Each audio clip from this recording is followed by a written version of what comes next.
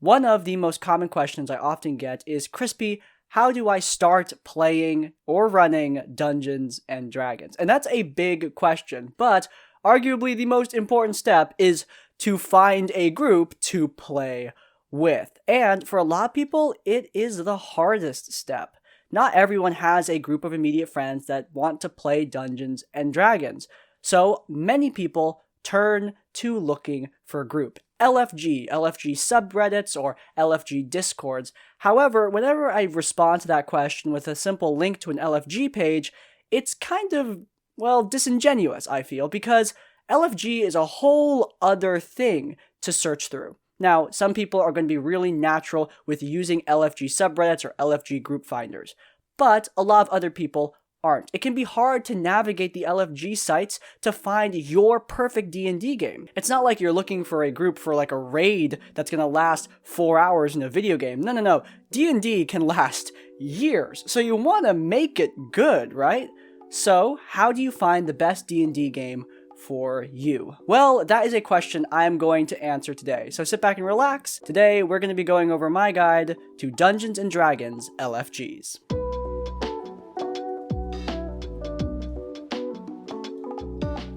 Alright, to start off, let's talk about the player perspective. What is it like for a Dungeons & Dragons player to find a group on LFG? Now, full disclosure, I'm mostly referring to the LFG subreddit. That's where I have the most experience, and it's the biggest site that I've looked at so far. However, if you have another place that you want to look for D&D games, like an LFG Discord, or your local university's message board, then that is perfectly valid. Additionally, when we're talking about looking for group sites, they mostly I stress, cater to online games. When it comes to in-person games, that's a whole other beast that we could tackle another time. But rest assured that there are plenty of live games on LFGs as well. But again, full disclosure, most of these are catered to online Dungeons and Dragons and tabletop role-playing games. Alright, now with that out of the way, let's talk about the things I look for when I'm looking for a game to play in. Now, the first thing is that I want the campaign to be at least partially explained in the LFG. Like, I want to know what I'm playing in. That is going to be the number one thing to look for. You need to know about the game. If the LFG post tells you nothing about what you're playing, just says, oh, we're looking for 3 players and I'm available at 12 p.m. on Sunday night. No, that's not going to work out. You need to know what you're playing in. If I see a post that doesn't explain the setting, what module we're playing, if it's homebrew, if it's not homebrew, etc., if it just says, like, I'm available at this time looking for 3 players, then I just move on and scroll past and find another group that actually explains what the heck I'm gonna be playing in. Now, can you find your dream D&D game by joining a post that has very little descriptors? Maybe, yeah. And, if you really do want to check out that game, you should message the person who posted it. But no matter what, transparency is important, and you as a player should know what kind of game you're joining. If the DM is holding back what kind of game they're going to be running, I don't trust that they're going to be running a good game. As a player, when I'm looking through an LFG and I see a DM who didn't bother to write anything about the game they're playing, it shows me that they didn't really care much to do so.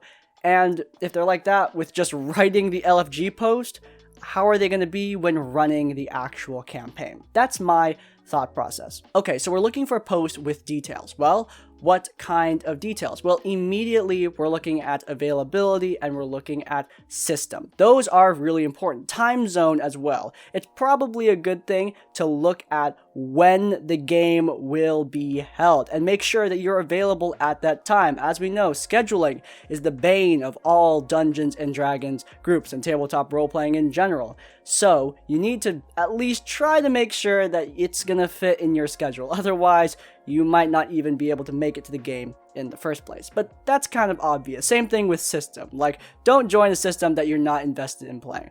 I'm looking for games for Dungeons and Dragons 5th edition. I'm not going to join a game for Pathfinder 2nd edition, right? But anyway, those are the obvious things. Moving on from them. What about the nitty gritty? Well, the first thing I look for as a player is setting. This is really, really important to me as somebody who is big into building a character that fits into the world, who's big into roleplay and engaging and immersion and all that. That's my jam. So, for me, looking at the setting is really, really important. If it's a setting that's pre-established, stuff like Critical Role Exandria or the Forgotten Realms or Eberron, I look at that and see, do I like this world? And if it's a homebrew setting, then I step a little bit more cautiously. Now, here's the reason I, as a player, will walk a little bit cautiously when I see a homebrew setting in an LFG post. The reason is because there is very little information I can search up about it, right? With Exandria from Critical Role, there's a wiki that covers the whole thing. Matt Mercer's done multiple talks about his lore. I understand that world. There were books published for it and everything. Same thing with Forgotten Realms. There are hours upon hours of lore videos covering lore for Forgotten Realms. I understand what I'm getting into, and if I don't understand, then I can easily look it up. With a homebrew world, I can't do that. Now, for me, that's a big deal. For other players, maybe not so much. This is all going to be very, very subjective. But if I'm joining an LFG with a homebrew world, what do? I message the DM with questions. And this brings us neatly on to another big tip. If the post interests you, but you still have questions, ask those questions. That is really important. Reddit allows you to message people. So if you're on the LFG subreddit and you're interested in a game, but you have a couple questions, don't be afraid to ask. Trust me, good DMs will be happy to answer. Another big thing, mechanically, what kind of game are we playing here? Is it going to be combat focused, roleplay focused? That is incredibly important. Arguably, one of the most important questions you can ask yourself. You want to join a game that you're going to have fun in. Don't join a game that doesn't pique your interest. And this brings us on to another big point. It's important to be honest, both with the DM posting this LFG search and be honest with yourself. Don't force yourself into liking a game because you see that there are slots available and it fits into your time zone. If you're not interested in the setting, if you're not interested in the spread of roleplay and combat that the DM has imposed, then don't join. It's as simple as that. Sure, you might like it later down the line. Maybe you'll change your mind. But if I have an inkling that I'm not going to enjoy a game, I don't join it. Because not only is that a waste of my time, it's also a waste of the DM's time and the other players' time. D&D, like I've said many times, requires engagement from everyone at the table. If you have even one person who clearly is not into it, then it's really gonna drag down the vibe of the session. It's important that you're honest with yourself and join a game that you think you're gonna enjoy. Now, if you find a game that you really, really love, signing up is pretty simple. For most posts, at least on the LFG subreddit, all you do is just put down your Discord ID and your Reddit username, and that's it. And then if the DM wants you to join, then they invite you into private messages and you chat. Some other DMs will have applications. These are pretty straightforward. They only take like 10 minutes or so. It's nothing extreme. It's just so the DM can get a gauge of what kind of player you are. Now, don't worry. If you're not chosen for the game that you signed up for, do not worry. Remember, on the LFG subreddit alone, there are tons of posts being posted by DMs per day that you can join. You're bound to find one that you like if you wait long enough. And that's not counting all the other sources of LFG posts out there, Discord servers, etc.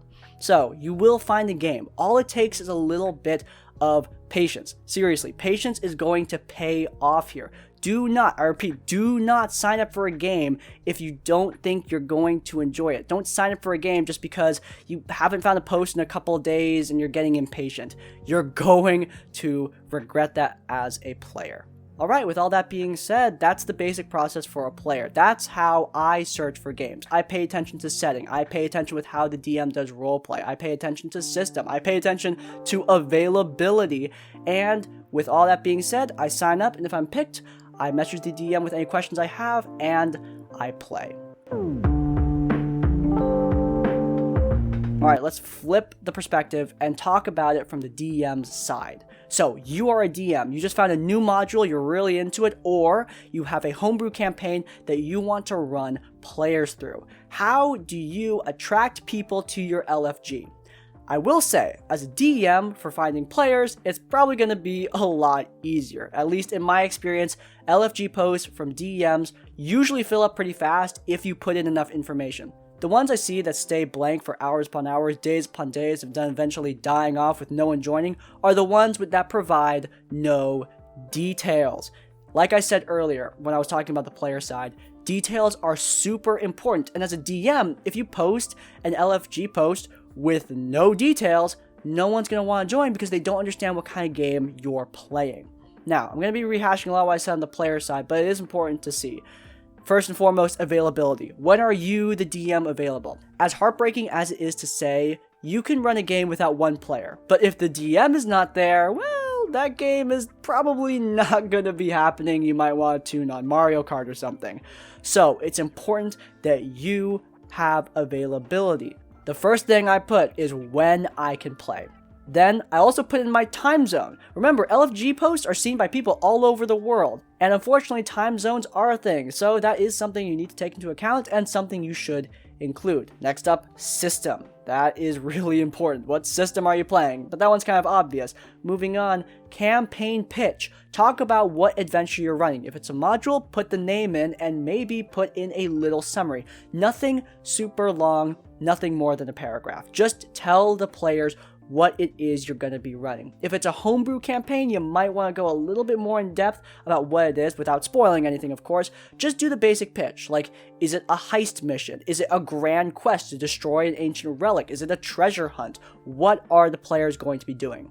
In the same vein, setting, especially if it is a homebrew world. If it is a homebrew world, you should try to summarize everything about its tone, its environment, what inspired it in 1 to 2 paragraphs. Again, it can't be too long. If it's too long, people aren't going to read it, but if it's too short, you're not going to provide enough details for people to thoroughly understand what this world is about. Another big thing, how much roleplay versus how much combat that you run, your playstyle as a DM. Anything that you think is important, make sure to put it in there. And also make sure to separate with bullet points. I know for some people that's very obvious, but whenever I go on that subreddit, every couple days, I'm going to see a horribly formatted post that is just a monster to read. And based on the amount of replies that DM got, no one else wanted to reply to that monster of formatting either. So, make sure to format your post correctly. It is pretty important. When choosing players, I do think it's important to interview to a degree. You want to interrogate what kind of person this player is. Interrogate is a pretty, intense word, but just, figure out what their vibe is.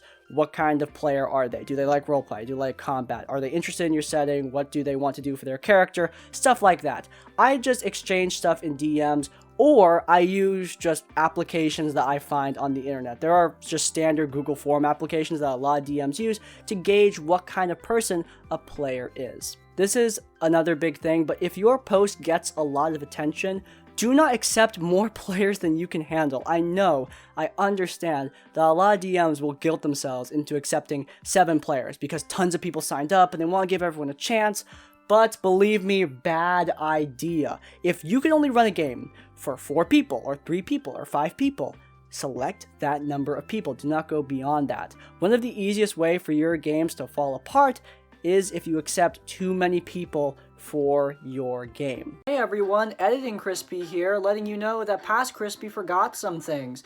Most importantly, that you need to include what system you're playing with. Not game system, but what tabletop you're using if you're playing online. That's really, really important to players. And also, if you're okay with new players or not. That's a really big thing. Some DMs simply aren't good with that, but you can't drop something like that on a player after they sign up and it can be really disappointing. Just include it in the post. There are a bunch of other things that you should do pre-game, but a lot of that stuff is session 0 type thing. This is just the initial pitch, but this is still important information. We'll talk about session 0 another time, but anyway, yeah, back to the video. I have to listen to this duo, it's really good.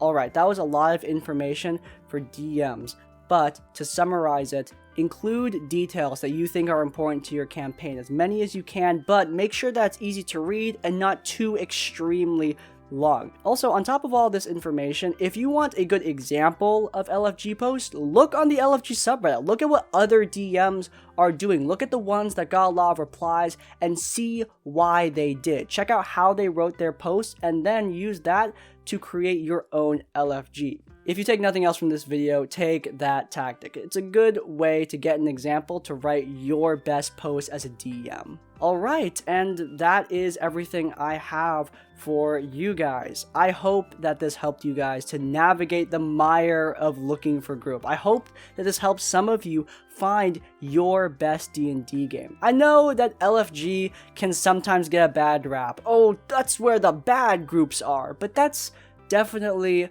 not the case. It's all about finding the right people, and if you go to LFG, there's a good chance that you will. I've seen tons of games come out of LFG discords and subreddits. I've seen lifelong friendships be forged through these games, and believe me, if you follow these steps and you make sure to find your right group, then I'm sure you guys are going to have a great time. Good luck out there finding your first or your next Dungeons and Dragons game. If you guys enjoyed this video, then please do leave a like. If you want to see more of my content, then we have a Q and Play series where I answer your questions in a rambly, unscripted format while playing some video games. You can check it out in the cards, and while you're there, subscribe to Crispy's Tavern to get more of our content right as it comes out.